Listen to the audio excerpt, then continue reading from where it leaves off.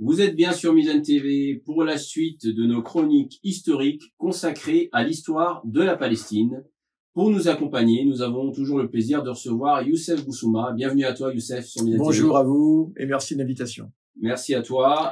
Nous avions terminé la dernière chronique avec la guerre de 73, et donc maintenant nous abordons la suite de cette histoire avec comme grande étape évidemment et comme tournant de la politique de l'histoire de la Palestine dans la région, les fameux accords de Camp David, donc qui ont lieu le 17 décembre 1978. Donc entre 73, fin de la guerre, et les accords de Camp David, est-ce qu'il se passe quelque chose peut-être avant de rentrer de plein fouet dans ces accords? Oui, alors au plan palestinien, il se passe différentes choses. Il y a d'abord en 1974, un Conseil national palestinien qui se réunit et qui est assez important puisque pour la première fois, il va envisager l'idée d'un État palestinien avant même la libération de toute la Palestine. Et c'est ce que les détracteurs de cette décision du CNP palestinien appelleront le mini-État. Et un certain nombre de détracteurs donc s'opposeront à cette idée d'un mini-État. Donc le CNP palestinien, qui est l'équivalent d'un parlement palestinien et qui prend des décisions majeures en ce qui concerne la Palestine dans le cadre de l'OLP, l'Organisation de libération de la Palestine. Donc ce CNP palestinien, réuni donc en 1974, propose l'édification d'un État palestinien sur toute partie de la Palestine libérée. Cela veut dire la possibilité de création d'un État palestinien sur une partie de la Palestine seulement. Cela, pour certains, pourrait ouvrir la voie à une négociation avec Israël. Et c'est la raison pour laquelle un certain nombre vont s'opposer à cette idée d'un État palestinien, alors que la Palestine entière n'est pas encore libérée. Faut avoir ça en tête. Et donc, tout en réaffirmant malgré tout l'opposition à toute reconnaissance d'Israël, cette idée d'un État palestinien, donc d'un mini-État palestinien sur une partie seulement de la Palestine, et évidemment, on songe immédiatement à la Cisjordanie et Gaza. Eh bien, cette idée, pour certains, était une rupture avec les fondements mêmes de l'Organisation de libération de la Palestine. Donc ça, c'est en 1974. Sinon, les années qui vont suivre, donc jusqu'à 1978, sont quand même des années où, d'une façon générale, les Palestiniens s'affirment sur la scène internationale. Ils s'affirment sur la scène internationale, surtout, évidemment, à l'ONU, à l'Assemblée générale de l'ONU. Alors sans doute que le Conseil de sécurité est toujours divisé entre Américains et Soviétiques, mais il y a quand même la France qui, à l'époque, a une position qu'on peut considérer comme intermédiaire, qui n'est pas alignée sur les Américains. Et ça, c'est important. Et qui, alors ça, c'est un reste de ce qu'on appelle la politique arabe de De Gaulle. Et surtout à l'ONU, il n'y a pas que le Conseil de sécurité, il y a aussi l'Assemblée générale.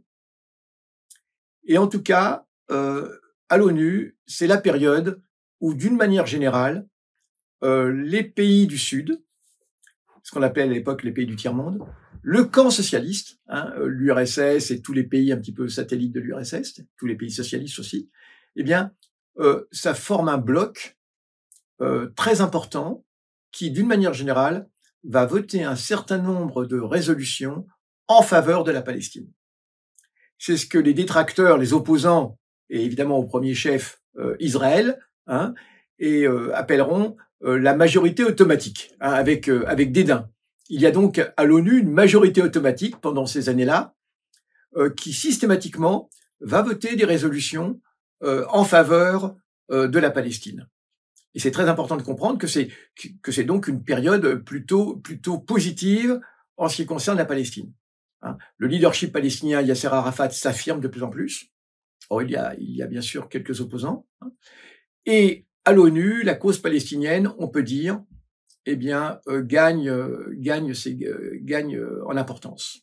Et Yasser Arafat, en proposant la création d'un État palestinien sur toute partie de la Palestine libérée, a en tête ce qui vient de se passer avec le Vietnam, où 1 an auparavant, les accords de Paris ont mis fin à ce qu'on appelle la première guerre du Vietnam, et ces accords de Paris, finalement, eh bien, permettent au Vietnam du Nord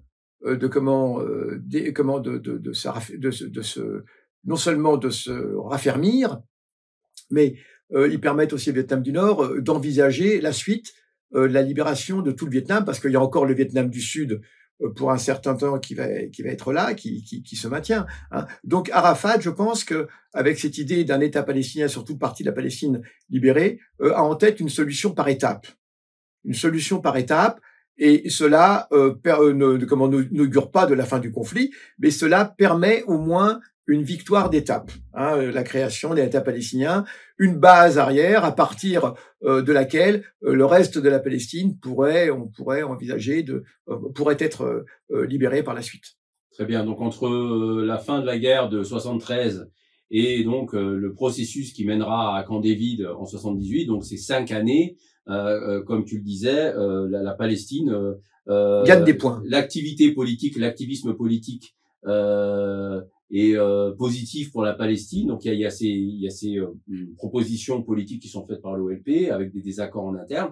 Et puis la montée en force au niveau de l'Assemblée générale de l'ONU d'un rapport de force qui est profitable, au moins symboliquement, puisqu'il y a toujours le blocage il y a toujours le veto du Conseil de sécurité qui empêche l'application des résolutions contraignantes sur Israël. En tous les cas, il y a une activité politique et diplomatique importante. Voilà. Oui, d'autant plus que au mois d'octobre suivant, ce CNP palestinien qui a lieu au mois de juin 74, au mois d'octobre suivant, Arafat voit sa reconnaissance internationale confirmée par sa réception à l'ONU, avec le fameux discours où Arafat se présente à l'ONU, et puis où il a ce fameux discours où il dit « Je tiens dans une main le rameau d'olivier et dans l'autre le fusil du combattant de la liberté. Hein. Ne laissez pas tomber le rameau d'olivier, ne laissez pas tomber le rameau d'olivier. Hein. » Où Arafat vient plaider la cause du peuple palestinien à l'ONU.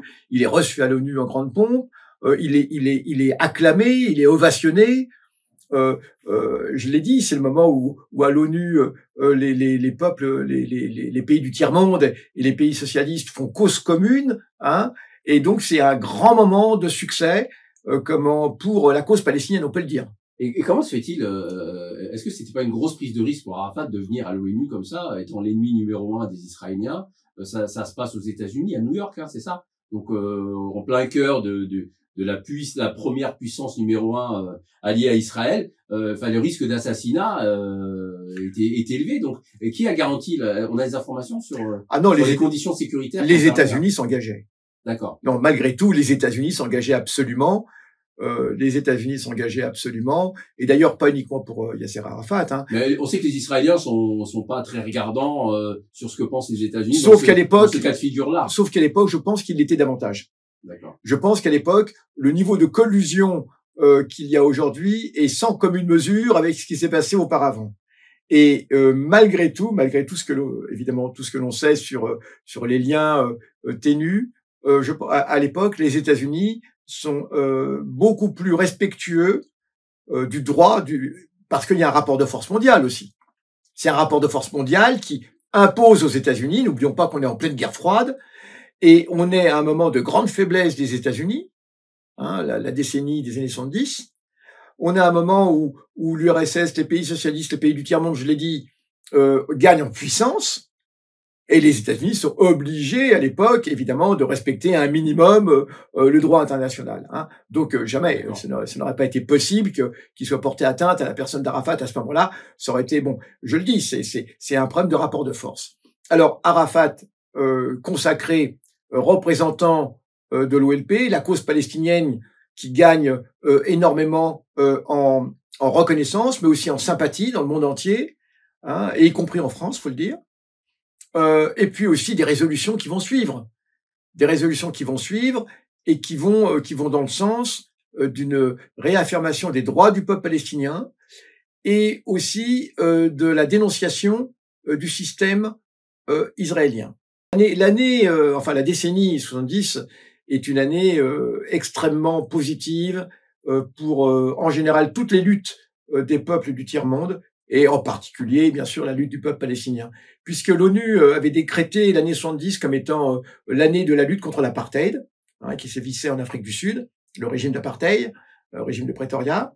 Et donc, la lutte palestinienne va aussi être consacrée, on peut le dire, la décennie 70, et particulièrement après 1973, eh bien, on peut dire que c'est l'âge d'or pour la lutte palestinienne. C'est un âge d'or pour la lutte palestinienne, puisqu'à partir de ce moment-là, à partir de cette guerre de 73, un certain nombre même de nombreuses résolutions de l'ONU vont être prises en faveur de la lutte palestinienne, en faveur des droits du peuple palestinien, qualifiés d'inaliénables à chaque fois, et contre le régime sioniste, qui est explicitement désigné, hein, le régime sioniste, comme étant un régime raciste. Hein, et ce qui est aussi condamné, c'est l'alliance entre le régime sioniste, donc de Tel Aviv, et le régime de Pretoria, le régime d'apartheid en Afrique du Sud. Il faut savoir qu'à l'époque, Israël et l'Afrique du Sud sont deux États qui sont extrêmement liés, et deux États qui sont condamnés de la même façon par l'opinion internationale. C'est très important de le mentionner par rapport à, évidemment, l'époque d'aujourd'hui, hein, mais c'est très important de signaler que l'ONU à l'époque, et on voit la force que peut avoir une diplomatie lorsqu'elle est soutenue par un rapport de force, le rapport de force dont j'ai parlé tout à l'heure, cette fameuse majorité automatique qui réunit les pays du tiers-monde et les pays du bloc socialiste, hein, eh bien, toutes ces résolutions vont être obtenues à l'ONU grâce à ce bloc, cette majorité dite automatique.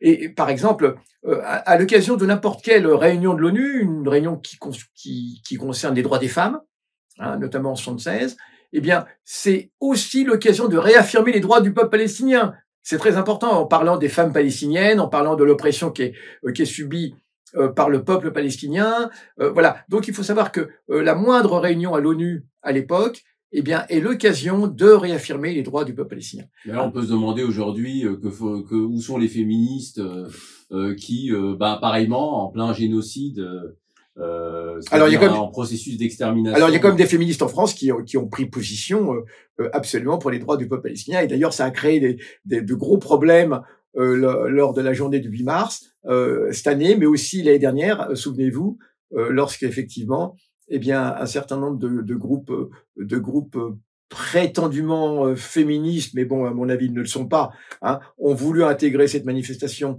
du 8 mars, hein, et alors que ce sont des groupes qui sont expressément favorables au gouvernement israélien, et en tout cas qui sont totalement silencieux sur le génocide en cours en Palestine.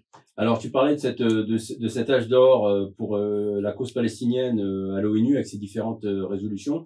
On pourrait peut-être dire que la fin des années 78, par contre, va marquer un tournant historique pour la région, hein, puisque c'est l'époque des accords, ce qui va aboutir aux accords de Camp David, ce qu'on appelle les accords de Camp David, donc qui seront signés le 17 septembre 1978 par le président égyptien de l'époque qui était Anwar el-Sadat, le premier ministre israélien Menahem Begin, avec la médiation toujours des Américains, à l'époque Jimmy Carter. Donc il y a deux accords cadres et on peut dire que ce sera un revers pour la cause palestinienne évidemment. Mais je te laisse nous expliquer, mon cher Youssef, que sont ces accords de Camp David et comment l'Égypte en est arrivée là.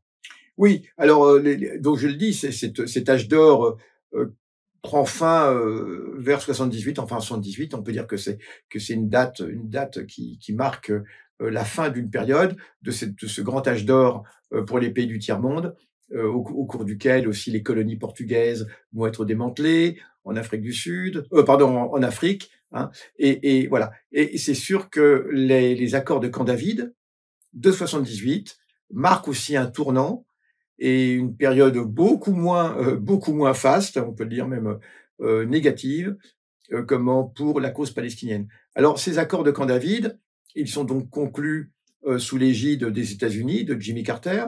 Alors, Jimmy Carter qui se présente comme un président plutôt conciliant. Il faut comprendre que après une grande période de défaite et de revers pour les États-Unis, eh bien, Jimmy Carter est un petit peu la concrétisation de ces États-Unis qui font profil bas désormais, hein, qui font profil bas, qui ont subi beaucoup de défaites. On l'a dit, et celle du Vietnam est la principale, hein, et donc qui avec pense une démission hein, de Nixon. Hein. Nixon avait bien sûr, l'impeachment.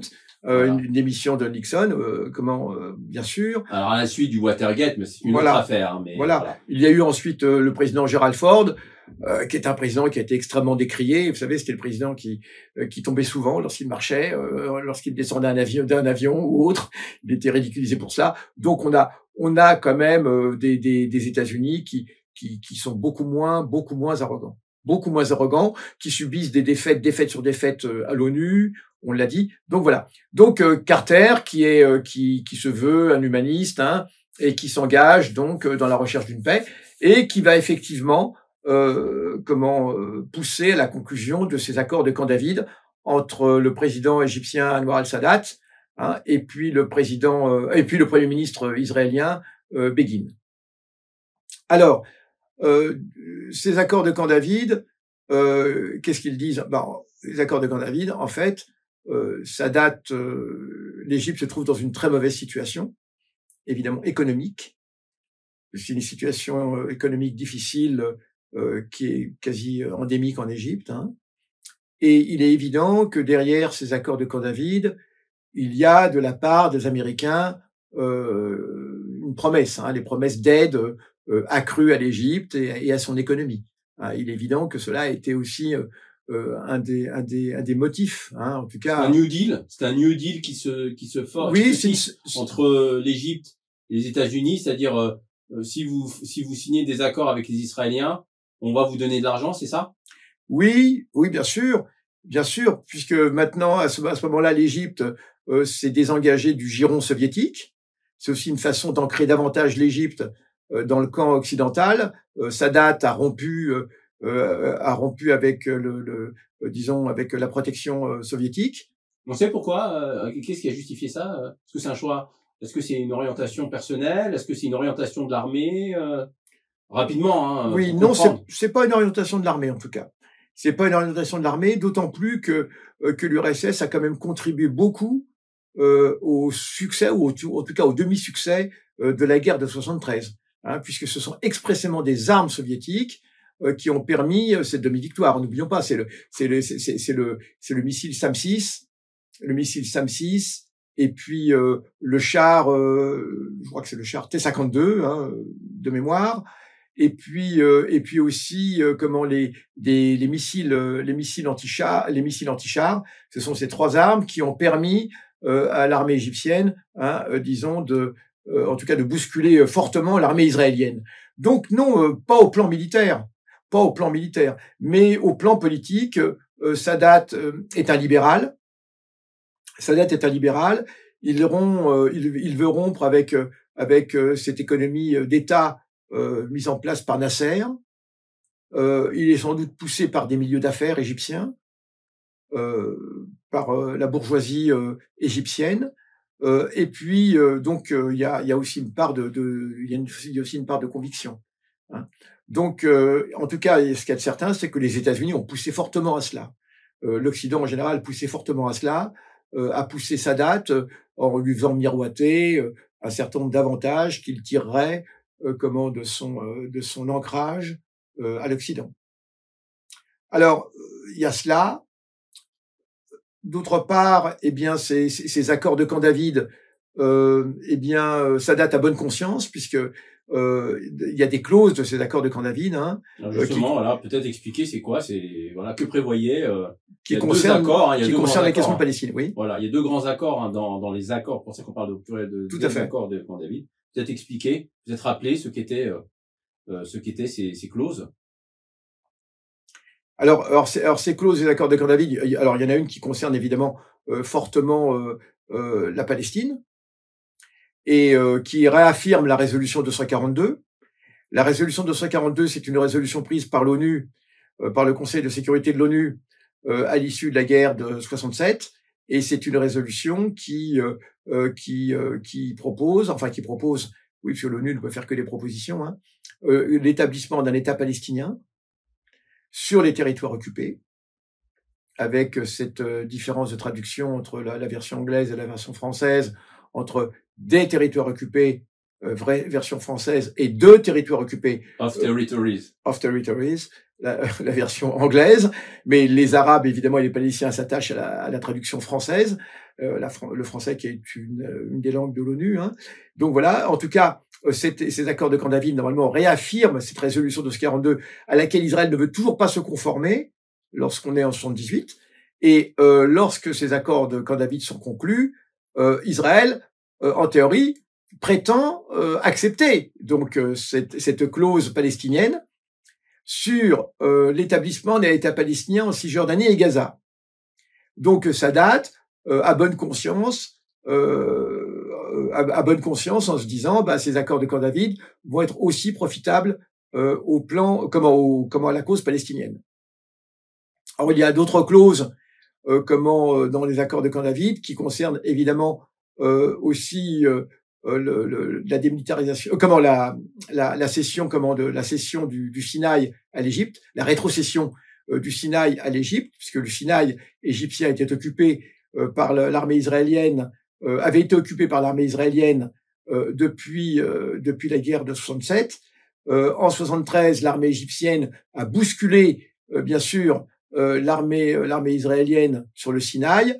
Mais ensuite, on l'avait dit, il y avait eu une contre-offensive israélienne qui avait repris pied dans le Sinaï. Donc, avec ces accords de Camp David, Israël s'engage à évacuer tout le Sinaï égyptien, à restituer tout le Sinaï égyptien à l'Égypte.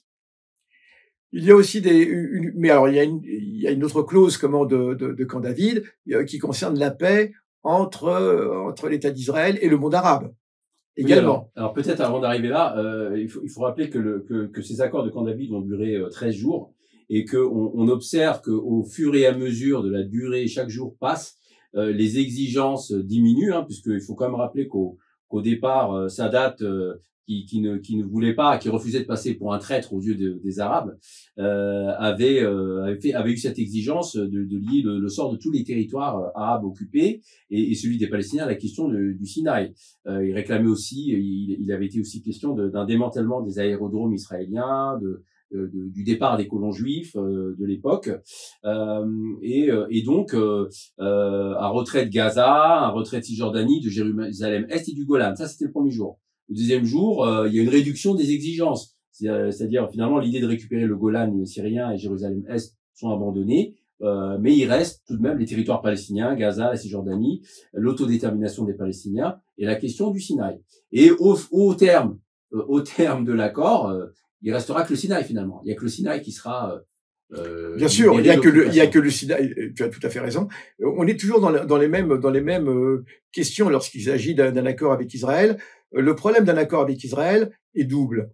D'une part, il y a est-ce que l'on peut faire un accord avec un pays qui déjà, même vis-à-vis de l'ONU, est illégal, je le rappelle, hein, à chaque fois, on le rappelle à chaque fois, est illégal vis-à-vis de l'ONU. Mais en plus, cet accord sera-t-il respecté? Donc, il y a deux points de vue. Il y a d'abord une question de principe, et d'autre part, il y a une question pratique, c'est qu'Israël n'a jamais respecté aucun des accords. Donc, ce qui se passe, eh bien cela, on va en voir l'illustration avec les accords de Camp David, c'est que on démarre des accords avec un certain nombre de promesses, et puis finalement, au fur et à mesure, c'est un peu ce qui se passera par la suite avec les accords de Camp David, nous aurons l'occasion de revenir dessus, avec les accords d'Oslo, pardon, nous aurons l'occasion de revenir dessus, mais donc au départ, on a un certain nombre de promesses, et à l'arrivée, on a quelque chose qui est extrêmement réduit. Hein, ça a fondu comme neige au soleil. Les promesses ont fondu comme neige au soleil, et à la fin, on se retrouve uniquement avec Israël qui accepte d'évacuer le Sinaï égyptien. En 82, hein. En 82, donc on le voit. Après, hein. Mais en plus, avec un certain nombre de restrictions, c'est que l'Égypte n'a pas le droit de maintenir des forces armées dans le Sinaï. Et jusqu'à aujourd'hui d'ailleurs, l'Égypte n'a pas le droit de maintenir des forces armées dans le Sinaï, si ce n'est des forces de police. Et il y a des garanties de circulation pour les Israéliens sur les voies d'eau du canal de Suez et du détroit de Tiran. De Tiran, absolument, qui mène au canal de Suez. Donc, du coup, eh bien, on voit bien que on est toujours dans des accords mensongers, dans des accords qui n'aboutissent jamais, ou des accords qui ne sont pas respectés.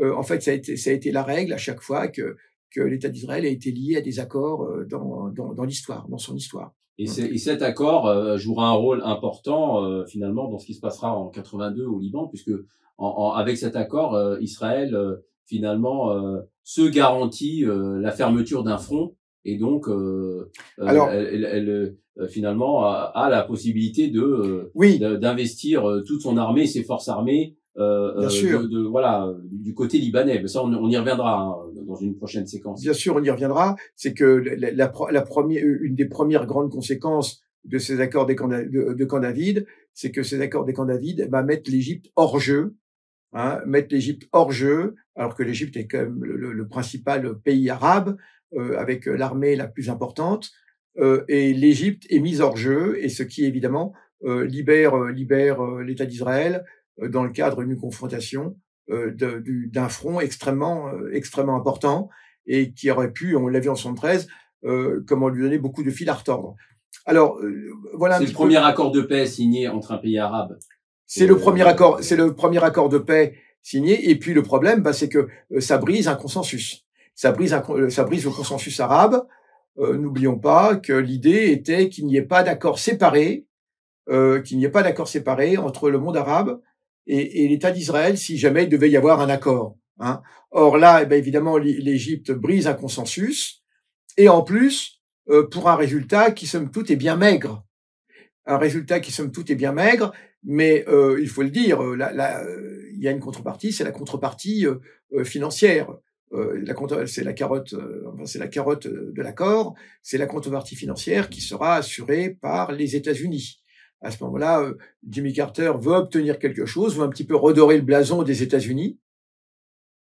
Et donc, ces accords sont pour les États-Unis un moyen, effectivement, d'apparaître comme un État faiseur de paix. Alors, ces accords, évidemment, sont dénoncés unanimement dans le monde arabe. L'Égypte sera exclue de la Ligue arabe. De 79 à 89, pendant 10 ans. Pendant 10 ans, 79 à 89, exact.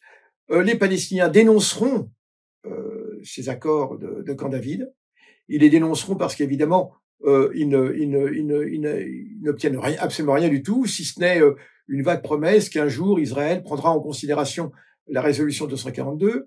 Les Syriens, évidemment, les dénoncent parce que le Golan syrien est toujours occupé et sera même annexé. Annexé tout comme Jérusalem d'ailleurs, donc il n'est même pas question pour Israël de négocier les territoires comme Jérusalem, comme la Cisjordanie et Gaza, puisque Jérusalem a été purement simplement annexé par Israël, déjà dans les faits, et puis de jure peu de temps après. Donc ces accords s'avèrent comme catastrophiques pour le monde arabe, qui se retrouve complètement désunis pour l'occasion. Et donc, ils aboutiront aussi à l'assassinat de Sadat, dont justement la signature de cet accord avec la puissance coloniale israélienne, le fait d'avoir brisé ce consensus arabe, va le rendre nécessairement, forcément, extrêmement impopulaire en Égypte. Comment ça se passe justement cette montée de la contestation anti-Assad, et peut-être juste deux, trois mots là-dessus. Alors, ça mènera à son assassinat. Comment ça se passe? Alors, la contestation, elle est unanime. Elle est aussi bien dans les milieux nationalistes égyptiens que dans les milieux islamistes égyptiens. Il y a toujours la confrérie des frères musulmans. Et tout le monde, évidemment, dénonce ces accords en Égypte, que ce soit tous les Nassériens. N'oublions pas que Sadat, au départ, fait partie du triumvirat qui avait renversé le roi Farouk en Égypte. Et donc la révolution qui avait le coup d'État militaire, mais qui était un coup d'État militaire qui bénéficiait d'un fort plébiscite populaire, et donc tous ces milieux nationalistes, les milieux anciennement nassériens, on avait dit que cette semi-victoire de 73 avait été aussi obtenue grâce aux efforts déployés par Nasser précédemment pour le réarmement de l'Égypte. Donc tous ces milieux nassériens, nationalistes égyptiens, se sentent floués, trahis par Sadat, qui pourtant aurait dû être dans la continuité de Nasser, vice-président, Et du coup, eh bien, les milieux islamistes également. Les milieux islamistes également. Il y a à l'époque en Égypte donc les frères musulmans, et il y a une scission des frères musulmans qui s'appelle le djihad islamique en Égypte. Et ce sont des hommes de cette disons de ce groupe djihad islamique en Égypte qui vont réaliser l'attentat contre Sadat au cours d'une revue militaire.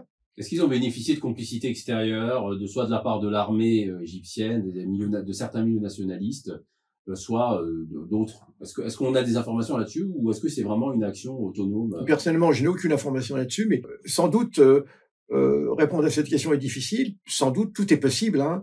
Possible qu'il y a eu de la part de certains milieux égyptiens ulcérés par ces accords de Camp David. N'oublions pas que on a alors je ne jette aucune accusation, mais on a un certain nombre de militaires, de grands généraux de l'armée égyptienne qui ont participé à la guerre de 73, qui ont été extrêmement ulcérés par ces accords de Camp David, et entre autres le général Chazli. Le général Chazli, qui, pour marquer sa désapprobation par rapport aux accords de Camp David, eh bien, part en exil. Il part en exil en Algérie.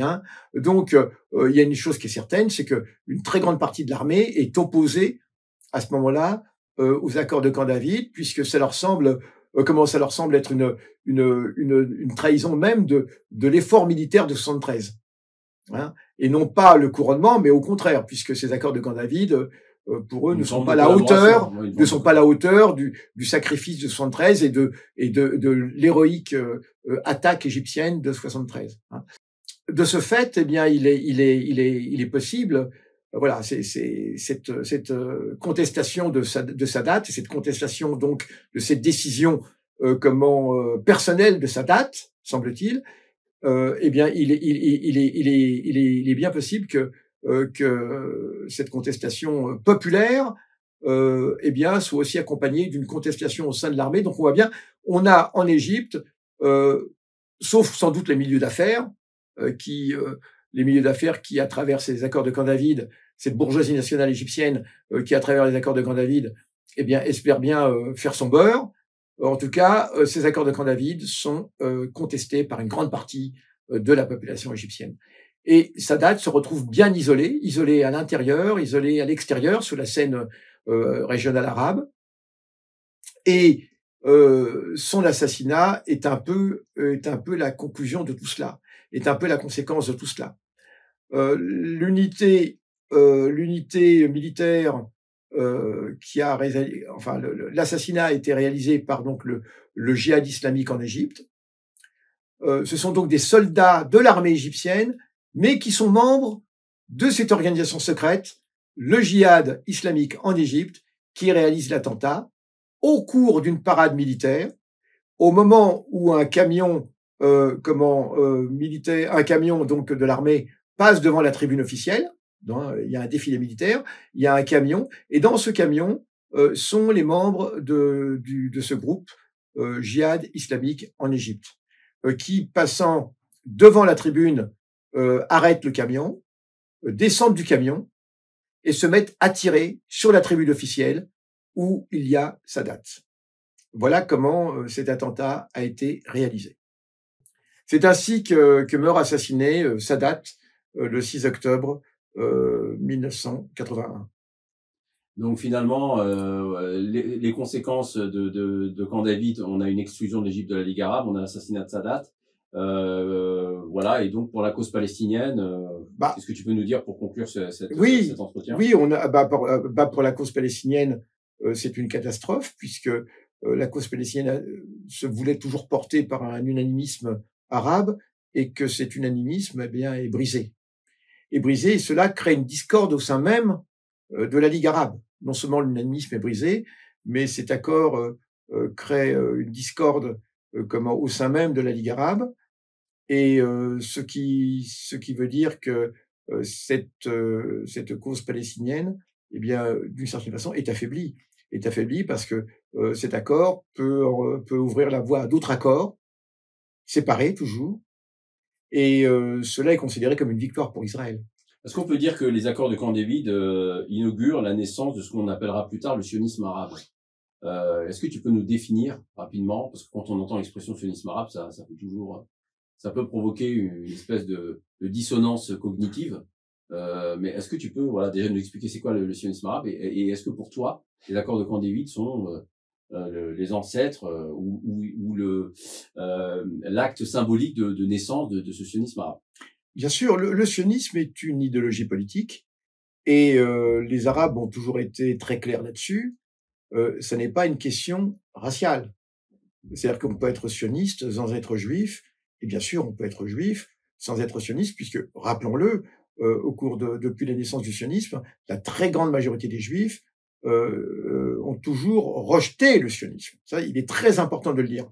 Il n'y a pas de coïncidence, il n'y a pas de superposition entre le sionisme et le fait d'être lié à la communauté juive, le fait pratiquant ou non pratiquant. Hein. Jusqu'à 67, disons jusqu'à. Alors jusqu'en 67, l'immense majorité des juifs étaient contre le sionisme, hein, bien évidemment, et encore aujourd'hui un certain nombre, même s'ils sont peut-être beaucoup moins nombreux, eh bien sont quand même opposés au sionisme.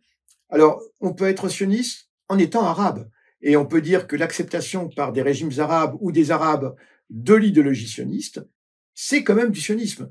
Alors justement, contrairement à la propagande sioniste qui consiste israélienne et des supporters d'Israël qui consiste à dire que on confond sioniste et juif, c'est absolument faux puisqu'on l'a toujours dit, on peut être non juif, israélien. On peut être non juif, on peut être israélien. Les Arabes israéliens, ce qu'on appelle les Palestiniens de 48, qui sont qui sont israéliens et qui, pour la plupart, l'immense majorité, hein, sont antisionistes, bien évidemment, d'accord. On peut être aussi arabe israélien et être sioniste pour une minorité, comme les Druzes israéliens. On peut être maintenant français, anglais, américain et être sioniste.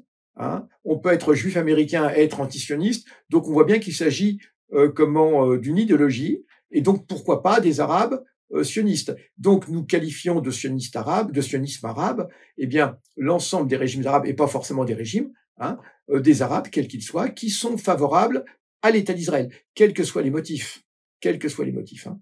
Donc, ça ne change rien. Ouais. Et ça ne change rien à notre contestation du sionisme, bien évidemment. Donc, on voit bien que pour nous, c'est pas une question raciale, c'est une question politique. C'est une question politique, et on adhère ou non au sionisme. Et pour nous, et c'est la position que nous avons toujours eue et que nous aurons toujours.